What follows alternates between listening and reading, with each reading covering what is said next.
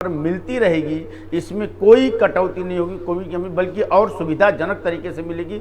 लेकिन लोग जो संग्रह करने की होड़ में लगे हुए हैं, यहाँ पे प्रधानमंत्री नरेंद्र मोदी जी ने कहा था, योगी जी ने भी कहा है, और हम अपने मेट्रो मुंबई के दर्शकों को अपील करेंगे और माध्यम से मेट्रो मुंबई चैनल के माध्यम से अपील करेंगे कि लोग संग्रह करने की होड़ में नहीं लगे, लोग आराम से रहें, कोई भी परेशानी नहीं आने वाली है। कोरोना से जूझना है, कोरोना को हराना है और कोरोना को भारत से बाहर खदेड़ना है। बस इसके लिए लॉकडाउन की क्या स्थिति है वहाँ पे, एकदम क्या अब दोनों की आवाज आई बंद हो गई। अब रोड पर जो लोग फंसे हुए हैं उनको आराम से कहीं न कहीं व्यवस्थित कर दिया गया है क्या? बिल्कुल, उनके लिए स्थान निर्धारित किए गए। जो अपने गांव में पहुंच चुके हैं उनके लिए स्थान निर्धारित कर दिए गए कि वो लोग अपने गांव के विद्यालय में, जो बाहर विद्यालय बने उनमें 14 दिन तक रहेंगे। उनकी जांच 14 दिन तक वो लोग अपने घर जा सकेंगे, उनसे मिल सकेंगे। अच्छा कन्हैया जी, पुलिस, मैं देख रहा हूँ पुलिस के जवान इस समय देवदूत बन करके, एक तरफ जहाँ सख्ती भी दिखाना उनको, जो बिना वजह रोड पर निकल रहे हैं, दूसरी तरफ उनको वो लोग दूसरों को जो भूखे हैं, सड़क पे हैं, जो लाचार हैं, मजबूर हैं, उनको सुविधा भी दे रहे हैं, खाने बना करके भी पहुंचाया जा रहा है पुलिस द्वारा। यह एक बहुत बड़ा विचित्र, बहुत ही मतलब ऐसा करिश्माई रूप देखने का मिल रहा है पुलिस को कि पुलिस हर तरीके से हर रूप में अपना प्रतिभा रही है। बिल्कुल सर, ऐसा है, पुलिस जो है हर जगह जहाँ झुग्गी झोंपड़ा में जो रहने वाले लोग हैं जी, जितने भी लोग हैं उनके लिए खाना पुलिस अपनी तरफ से, समाज सेवियों की तरफ से भेजा करके उन लोगों को सुबह शाम खाना उपलब्ध करा रही है। जो रास्ते में चल रहे थे जी, जो लौट रहे थे, उन लोगों के लिए भी पुलिस जो है उन्हें रोक करके खाना खिलवा रही है। बहुत बढ़िया। ये इस तरीके से प्रशासन, हमारी चाक व्यवस्था। हमारे साथ मिथिलेश कुमार जी हैं रायबरेली से। मिथिलेश जी, लॉकडाउन की क्या स्थिति वहाँ पर, सड़कों पर इस समय आप निकले हुए रोड पर, वहाँ पे थोड़ा यहाँ की स्थिति दिखाइए और क्या व्यवस्था, क्या दिख रहा है वहाँ पे, लॉकडाउन की स्थिति क्या है? आपकी आवाज नहीं आ पा रही है मिथिलेश जी, थोड़ा आवाज। सर जी, मैं जहाँ जी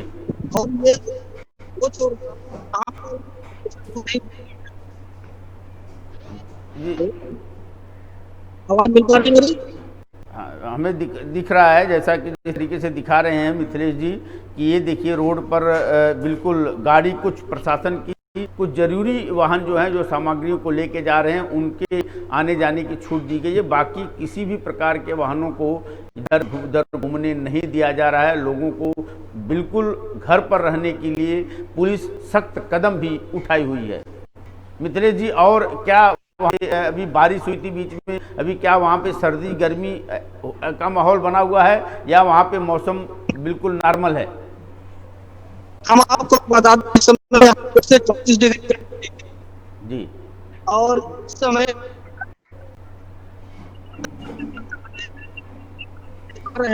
जी,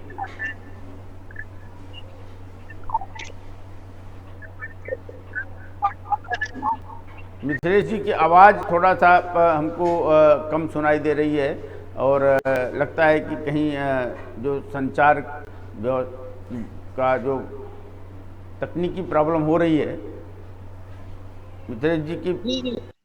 जी मिथिलेश जी, बताइए, क्लियर बताइए क्या क्या हो रहा है।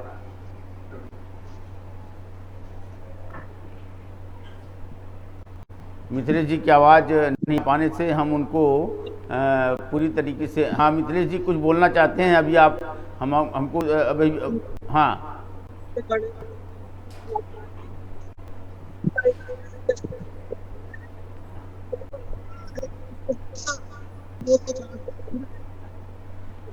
वहाँ की तस्वीर आप देख रहे हैं रायबरेली की। लोग स्कूलों में भी रहने की व्यवस्था की गई है। पुलिस प्रशासन ने जगह जगह पे टेंट लगाए हैं जहाँ पर लोगों की रहने की, खाने की व्यवस्था की जा रही है।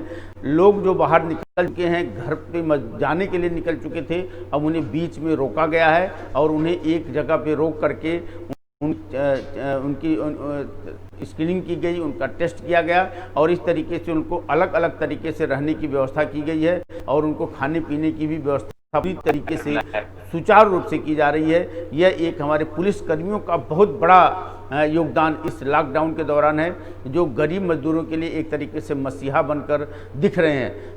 कन्हैया जी, जो मैं ये मैं बता रहा हूँ कि पुलिस प्रशासन जिस तरीके से ये हुआ था कि वहाँ पे जितने लॉकडाउन के दौरान लोगों को, गरीबों को खाना पहुँचाएंगे, लेकिन जो कुछ ऐसे भी हमारे पास जो आ रही खबर है कि कुछ लोगों को राशन की दुकान पर राशन नहीं उपलब्ध हो पा रहे हैं, राशन की किल्लत, दुकानों पर भी किल्लत हो रही थी, भाजी मार्केट से भाजी अगर खरीदने जा रहे हैं तो वहाँ पर भीड़ हो जा रही है। तो ऐसे कैसे सोशल डिस्टेंसिंग को मेंटेन किया जा रहा है?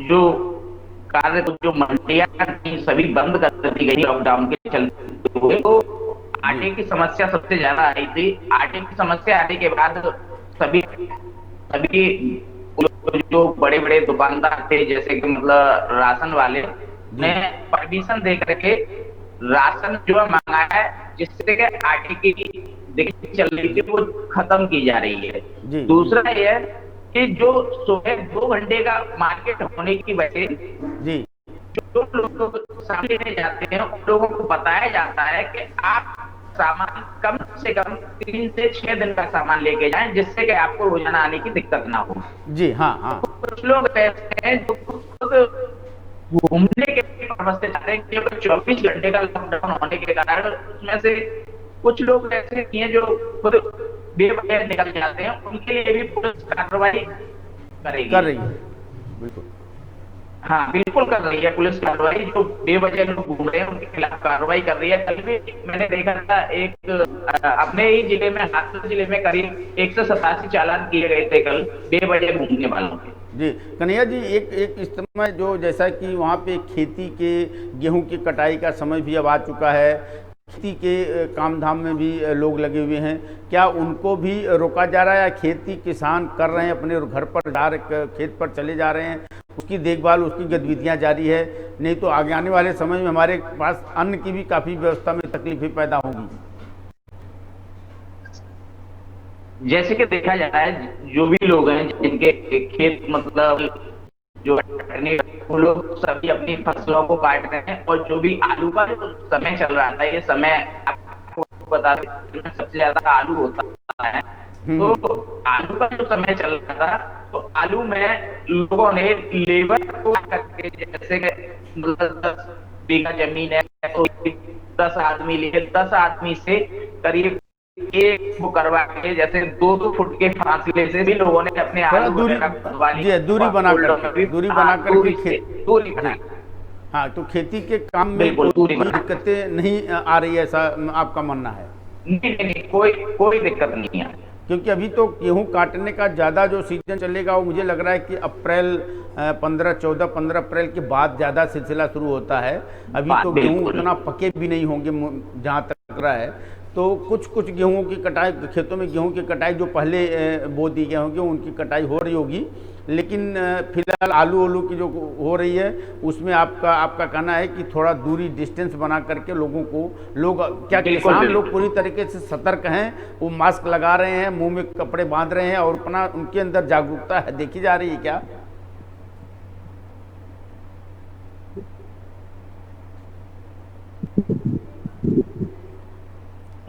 कन्हैया जी,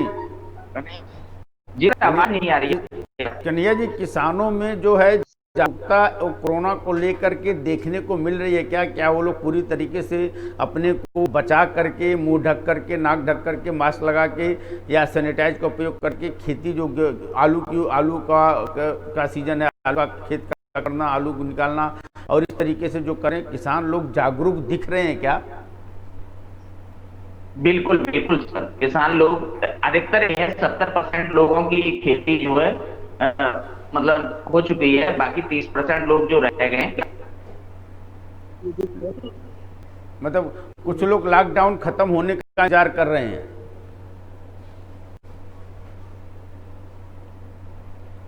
कन्हैया जी, आपकी आवाज नहीं आ रही है, तो हम देख रहे हैं कि यहाँ पे जो जिस तरीके से उत्तर प्रदेश में स्थिति है, लॉकडाउन पूरी तरीके से अब प्रशासन पूरी मुस्तैद होकर के डट गई है और आवाज़ कन्हैया जी की नहीं आने की वजह से उनकी पूरी बात हम नहीं सुना पाए, लेकिन अब कन्हैया जी बोल की आवाज़ आ रही। तो बताइए कि वहाँ पे जो किसानों की गतिविधियाँ बराबर हैं, कुछ लोग लगता है कि लॉकडाउन का इंतजार कर रहे हैं, उसके बाद कटाई करेंगे।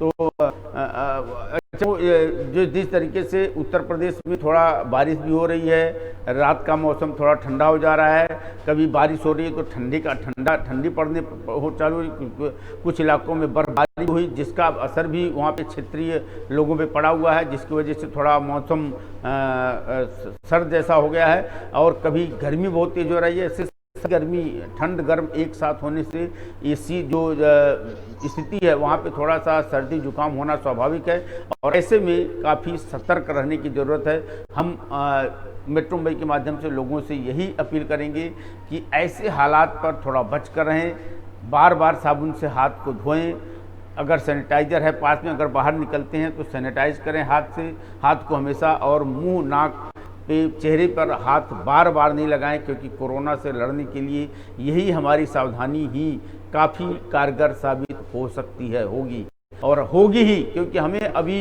जैसा प्रधानमंत्री नरेंद्र मोदी जी के केंद्र सरकार से जैसी सूचना आई है, अभी बीच में कुछ लोगों ने मैसेज डाला था कि शायद ये लॉकडाउन 14 अप्रैल के बाद और आगे भी बढ़ सकता है, लेकिन सरकार द्वारा कुछ ऐसी सुनिश्चित अभी नहीं किया गया है और उन्हें आगे बढ़ाने के लिए ये भी कहा गया कि शायद उस स्थिति नहीं आएगी और 14 अप्रैल के बाद लॉकडाउन और नहीं बढ़ाने की स्थिति पैदा नहीं होगी जैसे कि हालात हो रहे हैं। हालांकि मरीजों की संख्या बढ़ रही है, लेकिन वह अनुपात में नहीं बढ़ रही है जिस तरीके से इटली, अमेरिका, यूरोप और जो पश्चिमी देशों में जिस तरीके से ये संक्रमण बढ़ रहा है। यह हमारे देश के लिए काफ़ी अच्छी बात है। यहाँ पर संक्रमण बहुत कम हो रहा है, प्रतिदिन 150, 175 के ही आंकड़ों में मरीजों की संख्या बढ़ रही है, लेकिन उतने तरीके से हमारे स्वास्थ्य विभाग उनको नियंत्रित कर रहे हैं, उनकी देखभाल भी हो रही है। करीब 100 से ज़्यादा मरीज ठीक भी हो करके घर पर स्वस्थ होकर के गए हुए हैं। हमारी पूरी स्वास्थ्य विभाग पूरी तरह से अलर्ट है। कई जगहों पे कई रेलों के डब्बों को भी आइसोलेशन वार्ड बनाया गया, आइसोलेशन वहाँ पे रेल के डब्बों को, कई जो खेल के मैदान हैं उनको भी आइसोलेशन वार्ड बनाया, कई जगह क्वारंटाइन के लिए स्कूल, कॉलेज और होटलों को भी वहाँ पे आवंटित किया गया है। लखनऊ में 4 होटलों को आवंटित किया गया है जहाँ पर इस तरह से क्वारंटाइन किए हुए मरीजों को ले जा करके रखेंगे।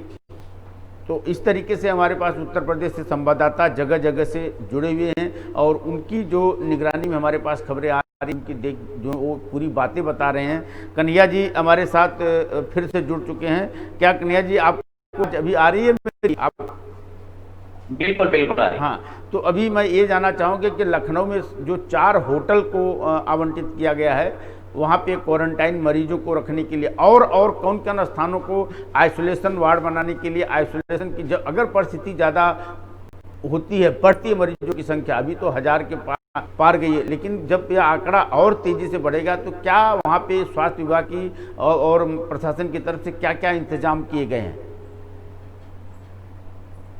तरफ से और बाकी समाज सेवियों की तरफ से भी बहुत बड़ा योगदान किया जा रहा है। जितने भी समाज सेवी हैं, जैसे कि मैंने देखा है सिकंदर राव में विधायक जी माननीय रामवीर उपाध्याय जी जो पूर्व मंत्री रहे हैं जी, उन्होंने भी अपने पूरी मकान को आइसोलेशन के लिए लगाया, जिसमें करीब मैं जानता हूं कि 200 से अधिक भर्ती हो सकते हैं। बहुत बड़ा बंगला है, मकान जो वहाँ बना हुआ था उनका बहुत बड़ा है, उसमें करीब 200 लोग के करीब आ सकते हैं, उन्होंने दिया है। बाकी एक हमारे यहाँ पर है जैसा रोड स्थित एक उन्होंने अपने डिग्री कॉलेज को देने के लिए किया है। काफी लोगों में भी 4 होटलों को दिया है, काफी आग्रह किया गया है एक होटल को कि हमारे यहाँ आइसोलेशन के लिए उन्होंने भी एक पत्र लिखा है मुख्यमंत्री के लिए। लोग आगे बढ़ रहे हैं। यह देश सेवा की एक बहुत बड़ी बात है। ये हिंदुस्तान से बड़ी ताकत है कि जब कोई मुसीबत आती है तो पूरे हिंदुस्तानी एक हो जाते हैं। सब कुछ भुला करके एक हो जाते हैं और लोग अपना हाथ खुद बढ़ाते हैं कि हमें देश की सेवा करनी है, लोगों की सेवा करनी है। लोग खुद ब खुद अब तैयार खड़े हो रहे हैं कि आइसोलेशन वार्ड जगह जगह बनाए जाएं, हर जगह पे लोगों को क्वारंटाइन करने की व्यवस्था की जाए। उनके लिए समाज सेवी बढ़ करके खाने, अब जगह में बताया कि वहाँ पे विधायक जो हैं उन्होंने अपने बंगले को दे दिया है। इस तरीके से सही कई लोग अब जो बढ़ रहे हैं, तो यह जो है सिलसिला है, यह स्थिति ऐसे हालात में ऐसी मजबूती से दरिया दिली जो हमारे हिंदुस्तानियों की है, ऐसे में कोरोना अपना हिम्मत छोड़ करके, डर करके, दुम दबा करके देश से जरूर भागेगा। कुछ और सहयोगी हमारे साथ जुड़े हुए हैं, हम उनसे भी जानना कि फिरोजाबाद से जुड़े हुए हैं। फिरोजाबाद में क्या स्थिति चल रही है, थोड़ा बताइए। आवाज आ रही मेरी?